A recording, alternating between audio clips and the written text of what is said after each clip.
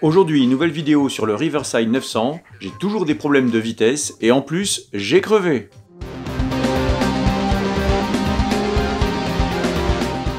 Bon alors, qu'est-ce qui se passe avec ce vélo? Comme vous vous en souvenez certainement, dans ma précédente vidéo, j'avais été plutôt enthousiasmé par ce vélo, qui est plutôt beau, plutôt léger, qui a le système de monoplateau que je trouve très pratique, qui a des freins hydrauliques de qualité. Franchement, moi j'étais, pour le prix, enthousiasmé. Il se trouve que j'avais déjà signalé un problème de vitesse qui semblait accrocher un petit peu, qui passait mal. Et puis j'ai remarqué aussi après que la chaîne se détendait un peu quand on a pris de la vitesse et qu'on arrête de pédaler, vous voyez, ou qu'on roule en rétro-pédalant un petit peu. Et du coup, là, au lieu que ce soit très fluide avec le petit cliquetis normal, à un moment donné, ça accroche un peu, comme si à l'arrière, il y avait un problème. Du coup, qu'est-ce que j'ai fait? Je suis allé chez Decathlon. J'avais pas le vélo à ce moment-là, donc j'explique au gars quels sont mes problèmes. Et alors pour les problèmes de vitesse, il me dit il faudrait peut-être essayer de visser, dévisser à tel endroit, machin. Donc ok, j'en prends bonne note et je me dis que je vais essayer. Puis quand je lui parle du problème de chaîne, il me dit et ben là il y a peut-être un petit souci avec la cassette de vitesse à l'arrière, et donc il vaut mieux que vous nous apportiez le vélo et on regardera sur place. Du coup, c'est ce que je fais, je prends le vélo, je vais voir donc le vendeur qui était là, c'était un autre vendeur, et donc lui, il écoute mon problème, il met le vélo sur le portique, et pas de chance pour moi, les vitesses passent impeccable, et quand il rétropédale, il n'y a aucun frottement, la chaîne glisse parfaitement. Bon, alors il me dit que j'ai droit normalement à une première révision dans les 6 premiers mois suivant mon achat, et donc il me conseille de prendre rendez-vous pour cette révision, ou en tout cas de m'occuper de cette révision, et à ce moment-là, sans doute que eux, ils étudieront de plus près tout le fonctionnement du vélo. Du coup, moi, quelques jours après, je décide de faire une sortie avec des copains. Une sortie qui était prévue sur 50 km, à peu près 25 allées, 25 retours, avec bitume et sentiers parfois assez pentus, avec beaucoup de cailloux. On fait la sortie et je constate tout de suite qu'il y a le même problème sur les vitesses et sur la chaîne.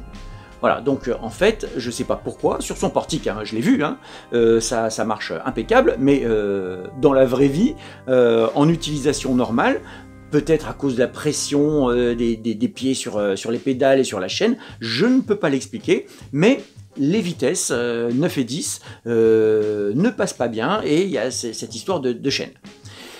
Du coup, bon, j'avais déjà décidé de rapporter le vélo et de faire la révision à cause de ça, et puis il se trouve qu'au retour, en descendant, après être descendu sur une des dernières côtes avec beaucoup de cailloux, eh bien j'ai crevé.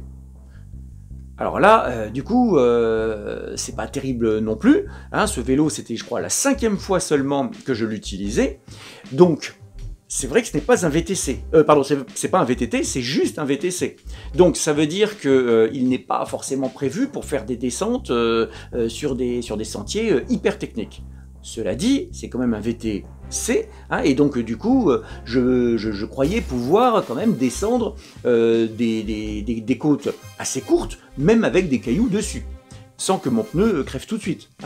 Du coup, alors non seulement j'étais emmerdé, bon, ma femme est venue me récupérer, et ça a été l'occasion de rigoler un petit peu, mais pour un vélo que j'ai utilisé 5 fois, voilà, je me suis dit que la chambre à air était peut-être pas de super qualité, ou alors qu'il était vraiment pas fait pour ce type de sentier, et qu'il valait donc mieux, du coup, que je ne prenne plus ces sentiers. Sauf que moi, je l'ai acheté pour ce trajet-là, puisque, en fait, c'est pour aller sur un terrain qui m'appartient.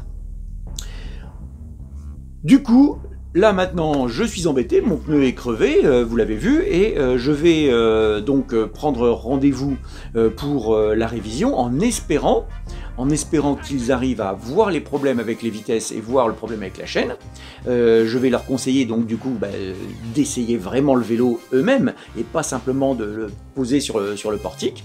Et puis je vais leur demander de changer la chambre à air en me mettant, si possible, la meilleure qualité de chambre à air. Je ne sais pas si chez Decathlon il y a différentes qualités, mais je demanderai la meilleure, histoire que ça ne crève peut-être pas tout de suite sur les sentiers que j'emprunte.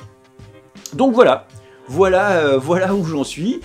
C'est donc une vidéo qui vient contrebalancer un petit peu mon enthousiasme de la vidéo précédente, parce que là, du coup, je suis un petit peu déçu.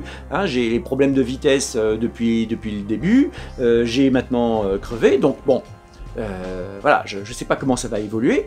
C'est donc la deuxième vidéo sur ce vélo et a priori il n'y en aura que 3. C'est-à-dire que je referai une vidéo quand j'aurai fait la révision et je vous dirai si ça s'est bien passé, si tout est impeccable maintenant, si j'ai eu des explications sur la qualité de la chambre à air ou sur les sentiers que je peux emprunter.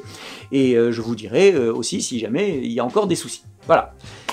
Merci de m'avoir regardé, postez des commentaires, dites-moi ce que vous en pensez, et puis on se retrouve prochainement pour une autre vidéo sur un autre sujet sans doute très intéressant. A plus!